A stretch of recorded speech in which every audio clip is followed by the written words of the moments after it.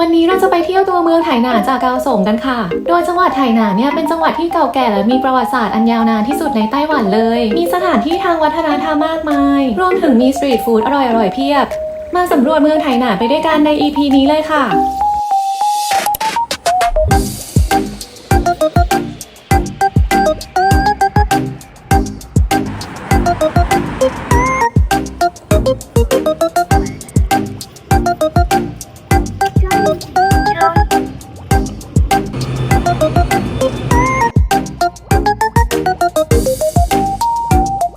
สวัสดีค่ะ ขอต้อนรับสู่ช่อง Art Food Journey วันนี้เราเปิดคลิปอยู่ในรถไฟนะ เพราะเรากำลังเดินทางจากเกาสงไปไหหนานกัน ซึ่งเราก็จะไปเที่ยวไหหนานแบบ one day trip เหมือนเดิมนะจากเกาสงเราก็ขึ้นรถไฟจากสถานีเกาสง Main Station เหมือนเดิม แล้วเดี๋ยวไปลงที่สถานีไหหนานแต่สิ่งที่ไม่เหมือนเมื่อวานก็คือวันนี้เรานั่งรถที่เป็น Limited Express มาคือแตะบัตรเข้ามาเหมือนเดิมเลยอะแล้วตอนแรกเราก็งงอยู่ว่าเอ๊ะเขาจะรู้ได้ไงว่าเราขึ้นขบวนอะไรใช่ไหมเพราะว่าขบวนโลคอลเมื่อวานมันตั้งชั่วโมงนิดๆวันนี้เรานั่งขบวน Express มามันออกตอน9:23แล้วก็จะไปถึงสถานีไหหนานตอน9:55ก็คือใช้เวลาแค่ครึ่งชั่วโมงเร็วกว่าเมื่อวานแบบครึ่งหนึ่งเลยปรากฏว่าพอขึ้นมาเขาก็มีตั๋วแล้วพวกเรายังไม่มีตั๋วก็เลยต้องแบบจ่ายเพิ่มไปค่าตั๋วก็แพงอยู่เพราะว่าต้องจ่ายเพิ่มคนละ237นะ2คนก็เป็น474แพงกว่าตั๋วรถไฟความเร็วสูงเลยเพราะว่าเมื่อวานตอนเรานั่งความเร็วสูงกลับมามันคนละประมาณ110จากเฮเชซ่าไหหนานก็ว่าอยู่ว่าแบบรถอันเนี้ยดูดีกว่ารถไฟความเร็วสูงยังพูดกับแม่อยู่เลยว่ารถมันดูดีกว่าซึ่งข้อดีคืออันเนี้ยมันจะไปจอดที่สถานีไหหนานหรือ TRA ไหหนานเลยซึ่งอยู่ในตัวเมืองนะแต่ว่าถ้ารถไฟความเร็วสูงมันก็จะจอดนอกเมืองใช่ไหมซึ่งมันคือตรงเอาท์เลทที่เราไปเมื่อวานรู้สึกว่ารถไฟเขาเหมือนที่ญี่ปุ่นมากเลยขบวนนี้นะแบบการตกแต่งอะไรคือเหมือนญี่ปุ่นเลยคืออันเนี้ยมันเป็นขบวนเอ็กซ์เพรสใช่ไหมมันก็จะจอดน้อยสถานีคือเราขึ้นจากสถานีเกาสงแล้วมันก็จอดที่จั่วอีกสถานีเดียวแล้วก็ไปไหหนานเลยไม่เหมือนเมื่อวานที่แบบจอดข้างทางเยอะมากและเห็นมันก็ขึ้นว่ามันก็จะจอดตามจังหวัดต่างๆแล้วก็มีไปถึงไทเปเลยขบวนเนี้ยไปถึงไทเปประมาณ2 โมงนะแล้วขึ้นมาแบบไม่ได้ตั้งใจพอดีแบบกดแมปมาใช่ไหมว่าจะไปไหหนานแล้วมันเป็นเวลาที่เราจะไปพอดีพาไปดูบรรยากาศเมืองไหหนานกันว่าเป็นยังไงคือเมืองไหหนานเคยเป็นเมืองหลวงเก่าของไต้หวันนะก่อนที่เขาจะย้ายไปไทเปแล้วในยุคที่ญี่ปุ่นเคยปกครองไต้หวันเขามาวางรากฐานอินฟราสตรักเจอร์ต่างๆที่ไต้หวันใช่ไหมจะสังเกตว่าพวกระบบรถไฟเขาก็จะมีความคล้ายคลึงกับญี่ปุ่นแล้วก็วันนี้อากาศอยู่ดีก็ค่อนข้างเย็นลงมาเห็นในข่าวเขาบอกว่าเหมือนวันนี้มันจะมีแบบคลื่นความเย็นอะไรเนี่ยแหละมาที่ไต้หวันทำให้อุณหภูมิวันนี้มันลดลงเหลือประมาณ15-16 องศา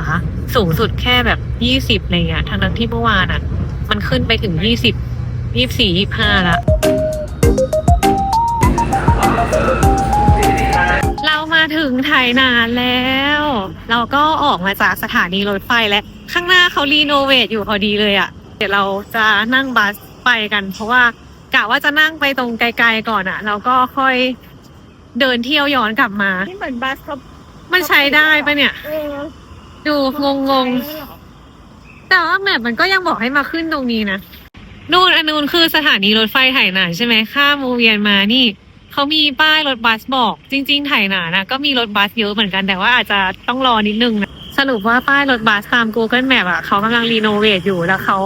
บอกให้ย้ายมาตรงนี้แทนนะคือข้างๆตรงป้ายรถบัสที่รีโนเวทเขาจะมีคนคอยยืนอยู่แล้วก็แบบมีถือว่า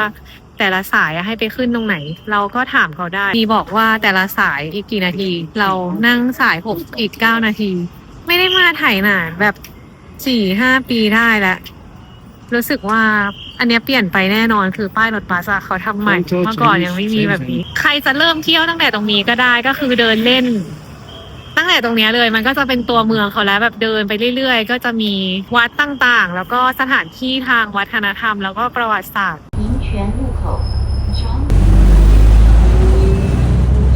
เราลงรถบัสมาแล้วนะโซนเนี้ยจะเป็นโซนที่มีร้านอาหารดังๆเยอะมาก คือถนนใหญ่เส้นเนี้ยเนี่ยที่ผ่านมาก็จะมีร้านอาหารดังๆอย่างข้าวกุ้งของไหหนานซึ่งวันเนี้ยเราก็จะมากินกันเหมือนกัน แล้วก็อีกอย่างหนึ่งที่ชื่อดังที่ไหหนานก็จะมีมิลฟิชมันแปลเป็นภาษาไทยว่าปลานวลจันทร์อะแล้วก็มีซุปเนื้อ ก็เป็นของขึ้นชื่อของไหหนานเช่นกันนะร้านเนี้ยก็เป็นร้านซุปเนื้อจำได้ชื่อสิกชาวซันบีฟซุปร้านนี้ก็อร่อยเคยกินแหละเนี่ยมันก็จะเป็นร้านแบบแนวนี้เลยอ่ะแบบสตรีทฟู้ดตอนนี้เราอยู่ที่ Blueprint Cultural and Creative Park ที่ไหหนานนะก็เดินมาจากตรงโซนที่เป็นร้านของกินนิดเดียวคือเขาก็จะมีแบบงานอาร์ตอย่างเงี้ยแบบเพ้นท์สตรีทอาร์ตแล้วก็ร้านที่อยู่ในเนี้ยก็จะเป็นร้านแบบงานคราฟต์ต่างๆแต่ว่าเนี่ยเหมือนเขาน่าจะเปิด11 โมงมั้งอันเนี้ยเกือบ11 โมงแล้วก็จะมีซอยเล็กๆแบบนี้ก็เดินเล่นได้แล้วก็ที่เนี่ยอยู่ตรงข้ามกับห้างชินคงมิสึโคชิสาขาไหหนานนะ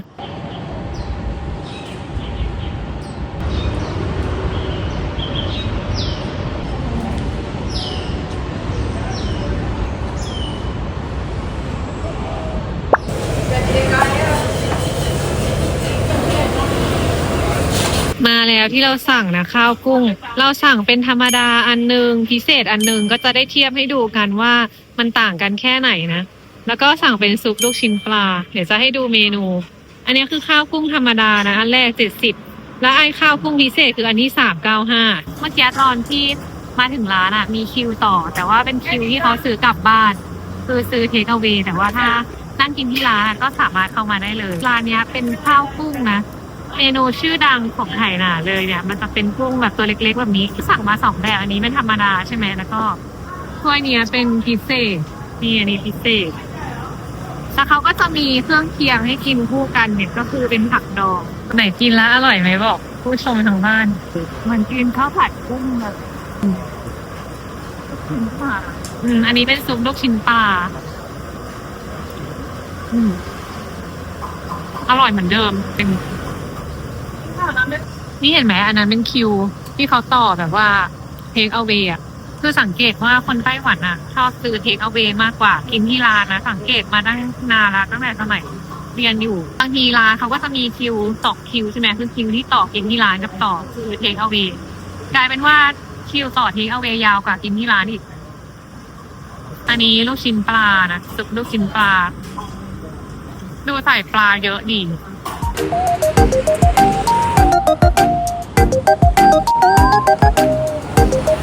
ตึกนี้เหมือนญี่ปุ่นมากชื่อก็ญี่ปุ่นเยบิสึคังเราเดินเข้ามาในซอยนี้ด้านขวาเป็นเหมือนช้อปปิ้งเซ็นเตอร์อันนี้น่าจะเพิ่งสร้างใหม่อ่ะเพราะว่าไม่คุ้นเลยอ่ะว่าเคยมีตรงนี้ด้วยตรงนี้ก็มีร้านขายของ2 ข้างทางแบบสตรีทฟู้ดนี่แต่โซนนี้จะดูโมเดิร์นขึ้นมาหน่อยแหละเมื่อกี้ก็เดินตรงมาจากโซนของกินเมื่อกี้เลยนะนี่ข้างบนน่ารักมากเลยอ่ะเขามีห้อยมาด้วยรูปมาด้วยเห็นปะน่ารักดีเนอะดูเป็นญี่ปุ่นนะโซนนี้ตรงนี้เขาใช้ชื่อว่าอาซากุสะช้อปปิ้งเซ็นเตอร์นะที่เห็นป้าย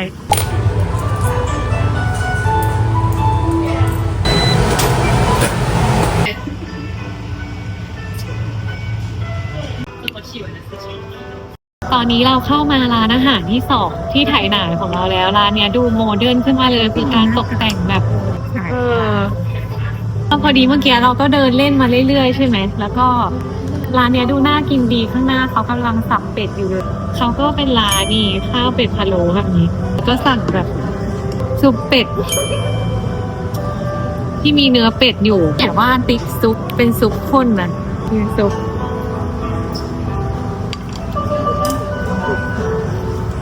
ก็เป็นซุปเป็ดเลยอ่ะซุปสาหร่ายกับลูกชิ้นเป็ดเป็นไงมันกินเนื้อเป็ดเลยเนาะลูกชิ้นเป็ดนะข้าวเป็ดเขาอร่อยเลยนะเราสั่งแบบเผ็ดมันก็จะมีเผ็ดพริกน้ำมันนิดๆคือซอสเขาอร่อยใครที่ไปเที่ยวไทเปแล้วรู้สึกว่าอาหารไต้หวันอะ รสชาติจืดๆอ่ะให้ลองมาเที่ยวทางใต้ดูเพราะว่าทางใต้อะรสชาติเข้มข้นกว่าเยอะเลย สุดท้ายนี้เราจะมาชิม Halo and Duck Pastry เป็นเผือกกับเป็ดมันจะเข้ากันไหมเนี่ย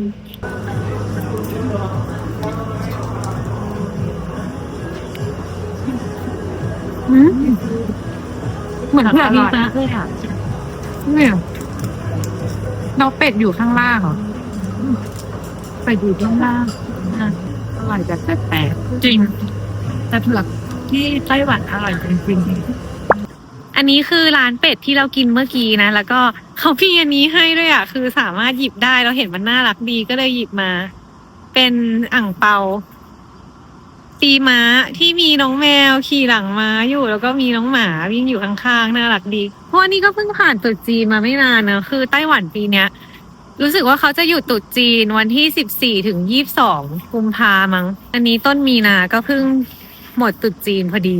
นี่แล้วเราก็เดินมาถึงร้านไอติมที่เราชอบมากนะคือร้านเนี้ยเป็นร้านซอฟต์ครีมสไตล์ญี่ปุ่นคือสมัยที่เรามาเที่ยวไถหนานเมื่อก่อนอะเขาก็จะทำแบบเหมือนวันละรสชาติอย่างเช่นวันนี้เป็นรสหนึ่งพรุ่งนี้เป็นรสหนึ่งมาลืมเป็นอีกรสหนึ่งอย่างเงี้ยคือเป็นการแรนดอมว่ามาเราจะได้กินรสอะไรวันนี้ไม่มีคนเลย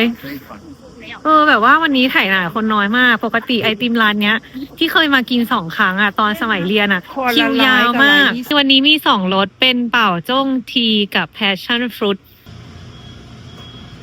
ได้มาแล้วนะที่เราสั่งเป็นรสเป่าจ้งทีข้างๆร้านเขามีโต๊ะนั่งได้2 คนพอดีเลยอร่อยปะชานี้ไม่เคยกินรสชาติแปลก ไม่แปลกหรอกมันคล้ายๆชาอูหลงอะในทริปไถหนานตอนปิดเทอมหน้าร้อนอะกินร้านเนี้ย2 ครั้งเลยครั้งแรกก็คือกินที่สาขานี้แล้วอีกครั้งนึงไปกินที่สาขาอันผิงแต่ว่าสาขาเนี้ยเป็นสาขาออริจินอลนะเป็นสาขาแรกข้างหน้าร้านไอติมอะเขาก็มีที่นั่งเต็มเลยก็คือสามารถซื้อแล้วไปนั่งได้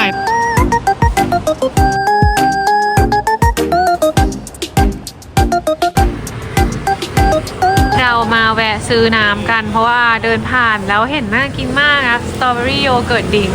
ช่วงนี้ยังเป็นหน้าสตรอเบอรี่พอดีร้านนี้มีไรเดอร์เยอะเลยน่าจะอร่อยนะเนี่ยนี่เห็นไปมาเอาไปกัน2-3 คนละเดินตรงมา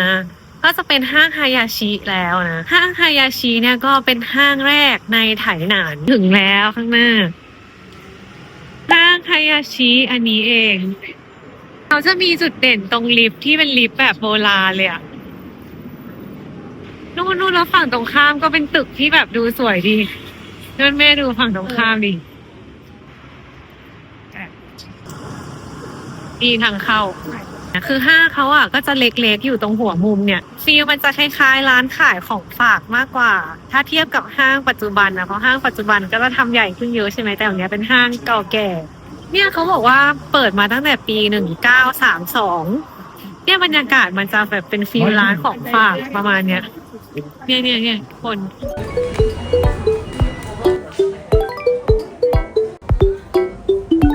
ห้างนี้ก็มีทั้งหมด6 ชั้นนะชั้น6ก็จะให้ชมวิวได้แล้วก็ตรงนี้เป็นเคาน์เตอร์สแตมป์สำหรับใครที่มาสแตมป์เก็บไว้เป็นที่ระลึกนี่เราก็สแตมป์ไว้แล้วเรียบร้อยอันนี้จะเป็นข้างบนชั้นดาดฟ้าเดี๋ยวเราจะพาไปดูนี่อันนี้ก็คือลิฟต์ของห้างนี้นะเห็นป่าวว่ามันจะเป็นลิฟต์สไตล์แบบโบราณนะคือเป็นเข็มเหมือนนาฬิกาเลยแล้วก็ห้างเนี้ยมีลิฟต์อยู่แค่ตัวเดียวที่มีบันไดเลื่อนนะถ้าไม่ขึ้นลิฟต์ก็ต้องขึ้นบันได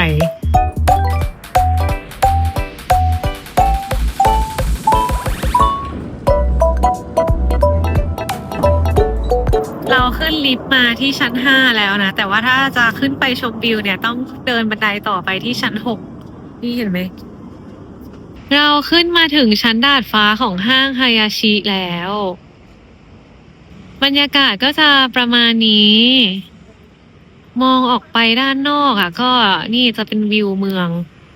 ตึกที่เราเห็นก่อนที่จะเข้ามาสามารถทะลุข้างในเพื่อที่จะข้ามไปฝั่งนู้นได้ด้านนู้นก็จะมีเหมือนกับศาลเจ้าสไตล์ญี่ปุ่นอันนี้ก็ยังมีสะพานต่อไปเป็นร้านอีกเขาทำพื้นที่ใช้สอยได้แบบเอฟเฟกตีฟมากเลยนะชั้น5ก็จะเป็นร้านอาหารคาเฟ่มีที่นั่งด้วย ตั้งมาตั้งแต่ตอนเปิดห้างเห็นไหมปี1932ห้างเนี้ยก็อายุเกือบ100 ปีแล้วนะตรงนี้เขาปิดชั่วคราวแฮะเข้าไปไม่ได้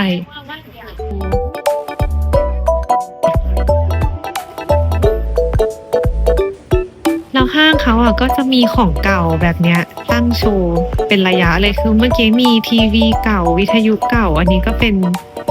เครื่องเล่นแผ่นเสียง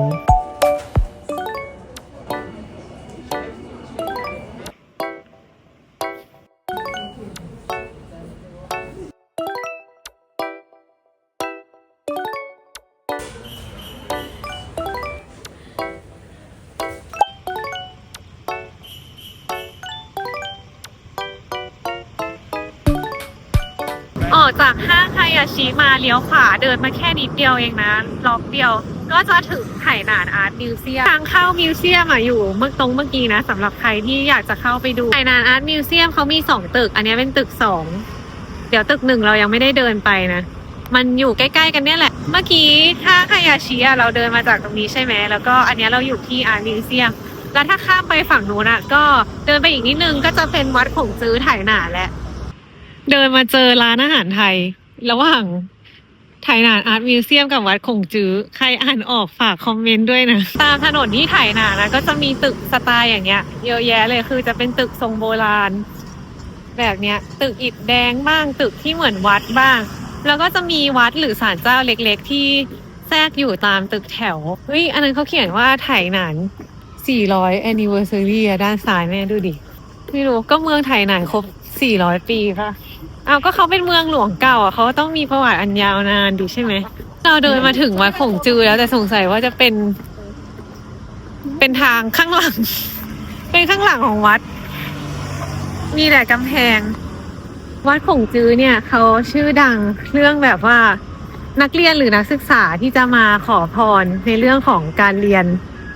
แล้วการสอบเข้าก็จะนิยมมาไหว้พระที่วัดขงจื้อกันเพื่อให้สอบผ่านสอบได้คะแนนดีๆหรือสอบเข้ามหาลัยได้อะไรอย่างนี้อ๋อนู่นอันนั้นเป็นไหหนานอาร์ตมิวเซียมตึก1เมื่อกี้ที่เป็นสีขาวๆมันเป็น building 2อันนี้เป็น building 1มีแมวส้มอยู่ข้างบน เป็นเสือไม่ใช่แมวส้มไหหนานอาร์ตมิวเซียม building 1ที่มีเสืออยู่เนี่ยคือเมืองไหหนานที่เที่ยวก็จะใกล้ๆกันแบบเนี้ยแหละเดินแบบล็อกหนึ่งอยู่ตรงข้ามถนนบ้างคนละมุมถนนบ้างนี่อันนี้คือทางเข้าวัดขงจื้อนะถ้าอายุ70ขึ้นไปเข้าฟรีแล้วก็ถ้าเป็นประชาชนไหหนานเข้าฟรีแม่ขี้เกียจเข้าไปเราก็เคยเข้าแล้วก็เลยเฉยๆจำได้ว่าสถานที่ทางประวัติศาสตร์แล้วก็วัฒนธรรมที่เนี่ยคือถ้าเป็นคนไหหนานจะเข้าฟรีตอนนั้นที่เรามาเที่ยวแล้วรุ่นน้องเรียนอยู่ที่นี่ใช่ไหมเขาก็จะมีบัตร ARC ของไหหนานเขาก็สามารถเข้าฟรีมีแต่เราที่เรียนที่ไทเปก็จะต้องจ่ายค่าเข้า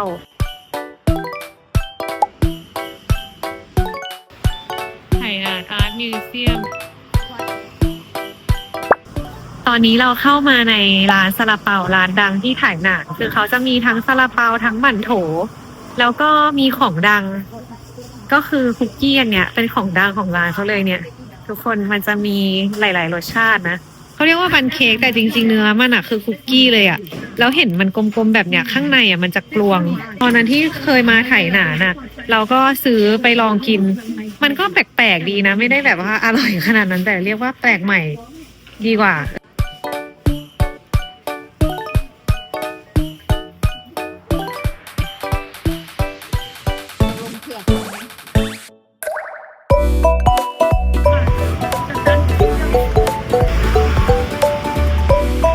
อันนี้คือชื่อร้านนะเขาเป็นร้านเก่าแก่เลยแหละเปิดมาตั้ง66 ปีแล้วเขามีที่นั่งกินด้านหน้าด้วยนะเนี่ยเป็นเก้าอี้แบบนั้นนะเห็นไหมมีคนนั่งกินอยู่ก็คือเขาจะมีส่วนที่สามารถซื้อแบบร้อนๆจากเคาน์เตอร์นี้ได้แล้วก็มานั่งกินได้เลยแต่ว่าไอ้ส่วนที่ซื้อแบบร้อนเนี่ยมันก็ไม่ได้มีทุกรสนะมีแค่บางรส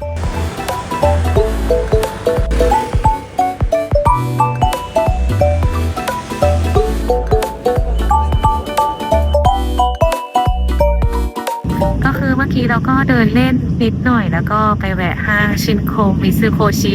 ที่อยู่ใกล้ๆสถานีไถหนานด้วยนะไปนั่งกินขนมกันแล้วก็มาขึ้นรถไฟรอบ5 โมง 18 นาทีก็คือครั้งเนี้ยเราซื้อตั๋วมาก่อนเพราะรู้แล้วว่ามันต้องมีตั๋วใช่ไหมนี่ก็เป็นรอบ5 โมง 18 นาทีนะไปถึงเดี๋ยวไปลงที่จั่วหญิงหรือที่เกาสงเป็นถึงตอน5 โมง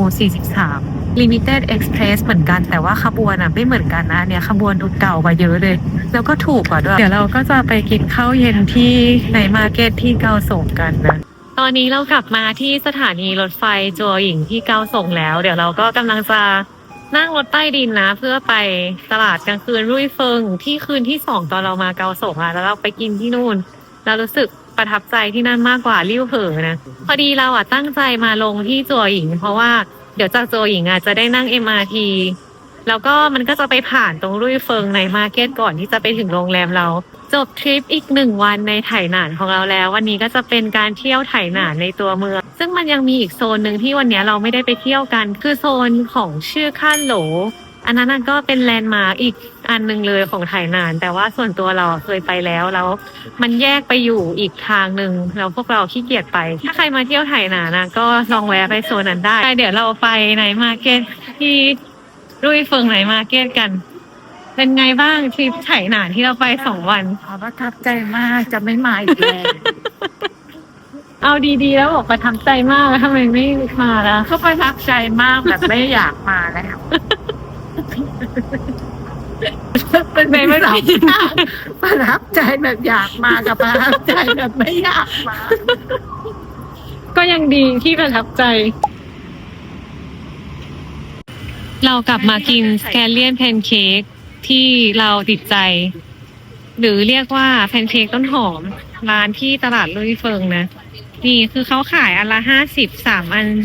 145เขาจะทอดไข่เข้าไปเลยแบบเนี้ยแล้วไข่เขาจะแบบเป็นไข่ออนเซ็นคือมันจะไม่ได้สุกทั้งหมดนะด้านในมันจะยังฉ่ำๆแล้ววันนั้นลองแล้วชอบมากอันเนี้ยสวยงาม小心蛋黄爆浆哦。เขาบอกระวังไข่แตก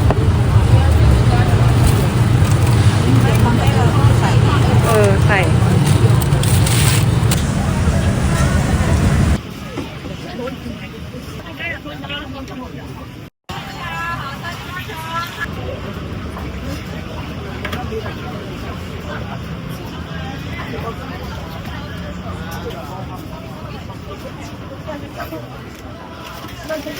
เราได้ไก่ทอดมาแล้วชิ้นใหญ่เท่าหน้าเลยร้อนมากเลยเมื่อกี้ถือไม่ไหวเพราะเขาเพิ่งทอดมาเสร็จนะแบบใช้เวลาทอดนานอยู่แต่เราจะไปนั่งกินกันเดี๋ยวซื้อน้ำก่อนแล้วค่อยไปนั่งกินเป็นไก่ทอดชิ้นใหญ่ๆที่เราชอบมากเลยที่ไทเปตอนนั้นไปกินร้านนั้นเขาหั่นให้ใช่ไหมแต่ร้านนี้เราบอกเขาว่าไม่ต้องหั่นเพราะว่ามันอยู่ที่ไนท์มาร์เก็ตเดี๋ยวแบบถือกินมันจะสะดวกกว่าวันรุ่งขึ้นเราจะไปเช็คอินแลนด์มาร์คสุดฮิตในเกาสงเป็นท่าเรือที่สายอาร์ตห้ามพลาดและจะข้ามเรือไปเที่ยวเกาะฉีจินไปชมวิวชายหาดที่มีมุมถ่ายรูปสวยๆแล้วมาตามไปเที่ยวกันต่อใน EP หน้านะคะถ้าชอบคลิปนี้ฝากกดไลค์กด Subscribe เป็นกำลังใจด้วยค่ะ